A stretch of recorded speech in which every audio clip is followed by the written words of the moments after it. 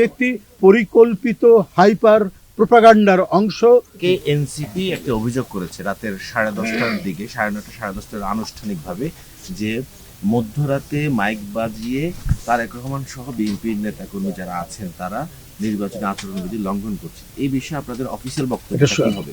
এটা অফিসিয়াল সম্পূর্ণ সর্ববিভাবে মিথ্যা। আপনারা দেখেছেন যে নির্বাচন কমিশনের অনুরোধে উনি উত্তরবঙ্গের সফর, তার নিজের যে জেলা সেই বগুড়া, এবং তিনি যাচ্ছিলেন কবর জিয়ারত করা, যে আবু সাইদের কবর জিয়ারত করতে, সেইটা তিনি কি বলে যে বাতিল করেছেন। বাতিল করেন যেদিন থেকে নির্বাচনী কর্মকাণ্ড করা যাবে ঠিক সেই দিন থেকেই তিনি দেশের একজন প্রখ্যাত সুফি সাধক হযরত শাহজালাল রাদিয়াল্লাহু আনহুর মাজার জিয়ারত করে তিনি সেখান থেকে শুরু করেছেন। বরং এটা একটি পরিকল্পিত হাইপার প্রোপাগান্ডার অংশ।